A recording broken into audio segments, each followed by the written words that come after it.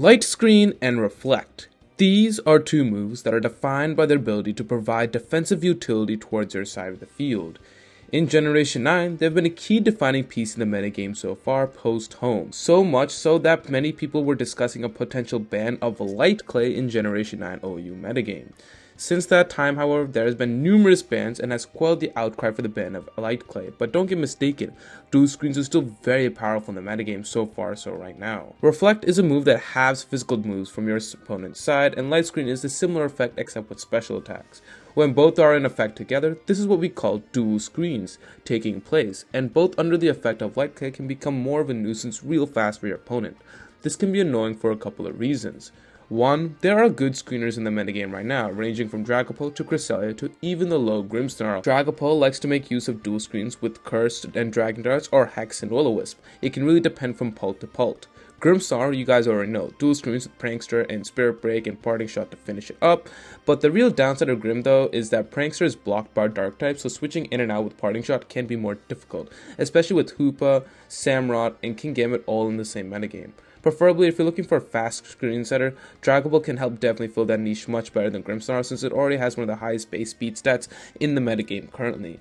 And then we have Cresselia, which actually has been semi-decent in the metagame, and this thing is like a bulky screen setter with Trick Room and Lunar Dance to bring in Pokemon safely, most notably like Ursaluna for example.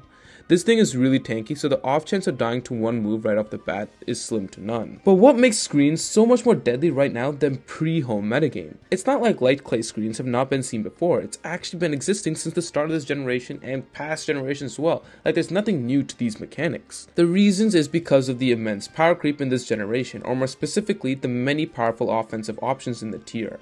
Prior to the bans, Magearna, for example, with screens has Shift Gear and Calm Mind to reliably click behind them before a massive stored power with that already huge bulk, basically being doubled alongside Terra option, its defensive utility and offensive prowess spiked up immediately, which obviously resulted in a huge ban. Before I keep talking about dual screens, however, I do have a very important announcement to make to all of you guys right now. We are on the road to 8K subscribers, and I need your guys' help. I make competitive Pokemon content like this all the time, and if you guys enjoyed this video, you guys will definitely like what's coming in the future. A lot of you guys who are watching are not subbed, so if you guys enjoy, it would definitely mean a lot for you guys' support.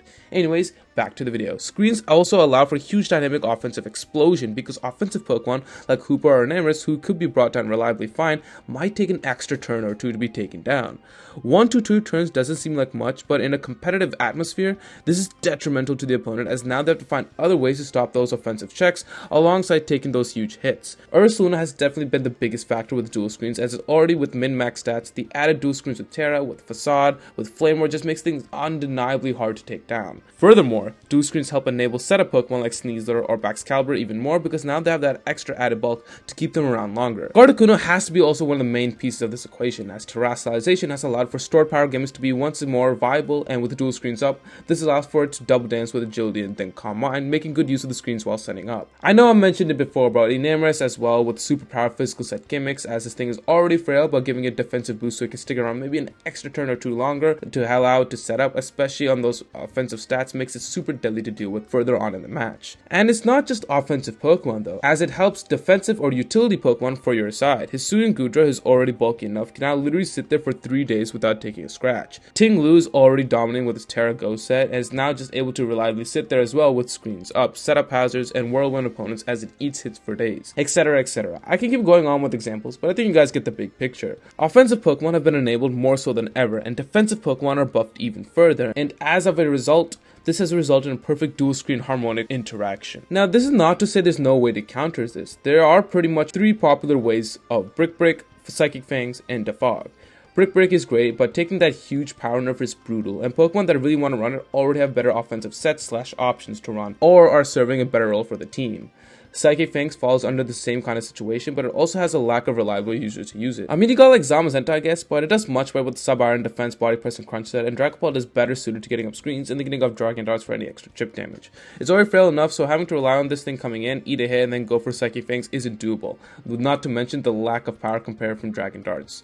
Basque Legion both forms have other moves to run, and Hisuian Arcanine wants to take advantage of Rockhead, and Mew is just Mew. It's just not that good all right now. We come up to the last point of Defog. Defog is great, but the distribution sucks right now. And yes, Corviknight can do this, but it's already awkward as one, as it's not having the perfect time in the metagame with the Zapdos renown, and default can be blocked by infamous Gholdengo, which basically gives it a free switch in.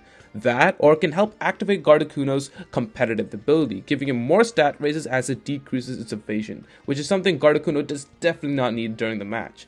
Giving those stat raises is the last thing you need to be doing, and with Streams from Terra, effectively Corviknight as well will be basically useless against it, as you're going to switch out, which can drop more setups for Gardekuno, and in short, that's just not all that fun. All in all though, dual screens have been a fantastic option post-home metagame with the current offensive meta threats in the game, which in turn help out the defensive Pokemon, and so on and so forth. Let me know in the comments below what you guys think. If you guys haven't already, join the Discord as well, link in the description down below.